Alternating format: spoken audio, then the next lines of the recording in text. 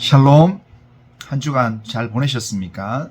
자, 오늘 토요일 날 아침에는 역대하 10장의 말씀을 가지고 사울의 비극적 죽음과 그 이유에 대해서 우리가 말씀을 생각해 보겠습니다. 역대상 10장은 이스라엘의 초대 왕이었던 사울에 관한 기록입니다. 이스라엘 초대 왕으로서 통치 기간 중에 스스로 조심하지 않고 되는 대로 살다가 결국 비극적인 생애를 마감한 사울 왕에 관한 이야기가 10절에 간략하게 기록되어 있습니다. 사울은 이스라엘의 초대 왕으로서 처음 왕으로 세워질 때 그는 대단한 인물이었습니다. 많은 사람들이 주목하는 인물이었습니다. 그럼에도 불구하고 그의 인생은 비극적으로 막을 내렸습니다. 그의 인생 여정을 보면 무척이나 화려한 출발을 했습니다. 그는 베냐민 지파의 한 가정에서 아주 외모가 출중한 자로 태어났습니다. 그는 외모로 볼 때는 온 이스라엘 사람 중에서 사울보다 더 준수한 자가 없었다라고 성경이 기록할 정도로 외모가 출중한 사람이었습니다. 그에게 하나님의 신이 임함으로 그는 예언까지 했던 사람이었습니다.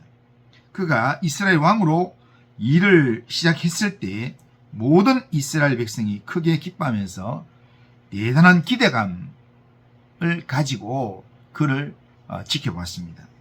그런 기대에 부응하듯 집권 초반에는 아주 이상적으로 나라를 다스렸습니다. 그러나 날이 갈수록 그는 변했습니다. 그는 하나님의 뜻과는 상반되는 생활을 하게 됩니다.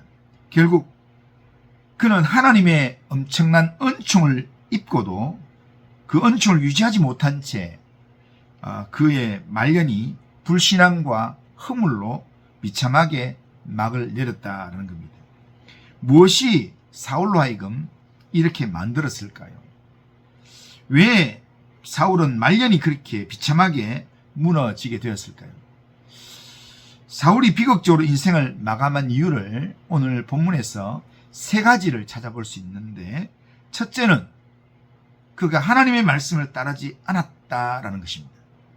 13절을 보면 사울이 죽은 것은 여호와께 범죄하였기 때문이라 그가 여호와의 말씀을 지키지 아니하고 라고 말합니다.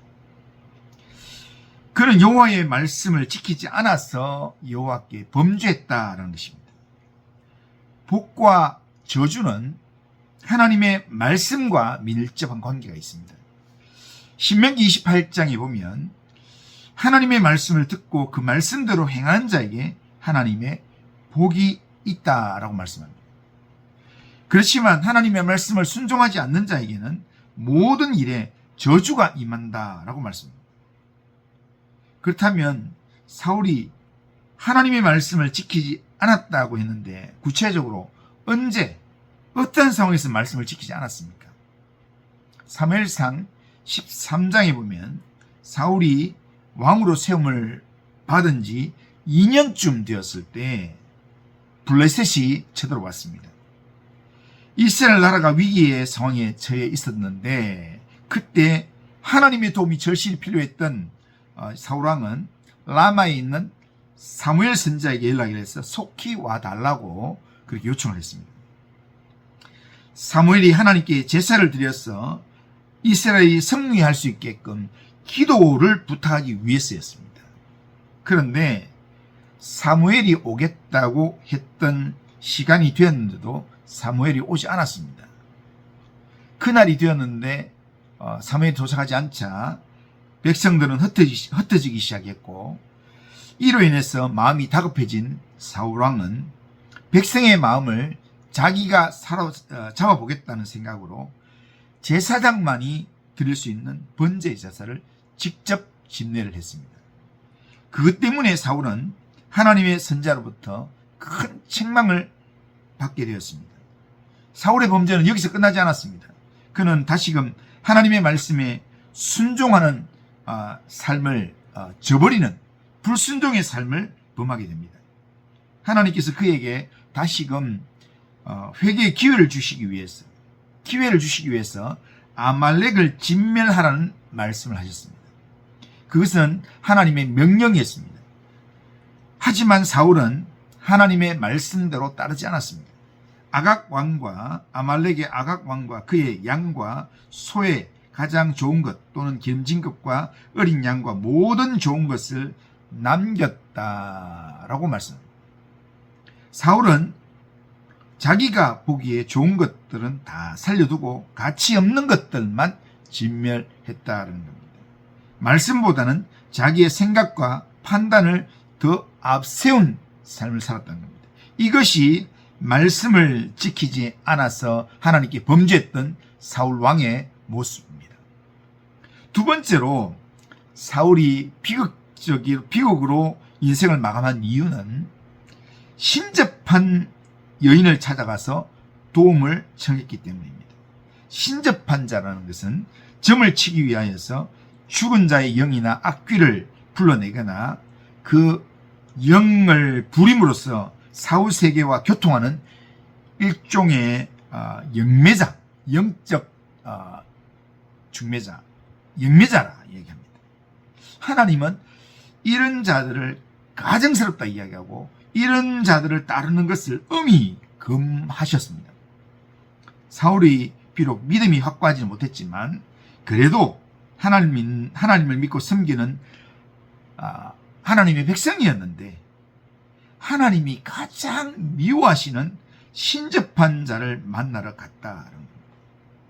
그것이 하나님 앞에 범죄하여서 결국 인생을 비극적으로 마감하게 되는 그런 모습이 된다는 겁니다. 세 번째, 사울이 비극으로 인생을 마감한 이유는 하나님께 묻지 않았다는 겁니다. 14절 보면 여호와께 묻지 아니하였으므로 여호와께서 그를 죽이시고 그 나라를 이새의 아들 다윗에게 넘겨주었더라 라고 말씀합니다. 여호와께 묻지 아니하였으므로, 이 말씀은 사울이 하나님의 뜻을 알아보려는 일체의 노력도 하지 않았다 이런 말이 아닙니다. 하나님을 의지해서 기도를 하기도 했지만 중요한 순간에, 결정적인 순간에 하나님께 기도하지 않고 신접한 여인을 찾고 전쟁에서 다급한 순간을 맞이했을 때 하나님을 찾고 기도하기보다는 욕되게 자기가 사람들 보기에 욕되게 죽을까 봐 부하에게 죽여달라고 그렇게 부탁을 하고, 그리고 그것도 안 되니까 스스로 자결했다는 겁니다. 인생은 마지막이 아름다워야 합니다. 신앙도 마지막이 중요합니다. 지금 잘 살다가 끝에 가서 범죄하고 하나님 떠난다면 그거는 정말 아니한만 못하는 겁니다. 그러나 지금 좀 부족하더라도 회개하고 돌이켜서 마지막에 하나님 앞에서 아름다운 신앙으로 열매를 맺는다면 그게 하나님 보시기에 아름다운 모습입니다. 마지막 순간에 하나님을 찾고 하나님을 의지하여 기도하면서 하나님을 바라보는 것, 그것이 중요하다는 겁니다. 오늘도 이스라엘의 초대왕 사울을 반면거울로 삼아서 사울의 어리석은 삶을 우리가 답습하지 말아야 합니다. 성령으로 시작했다가 육체로 마치는 어리석은 삶을 우리가 살지 말아야 합니다.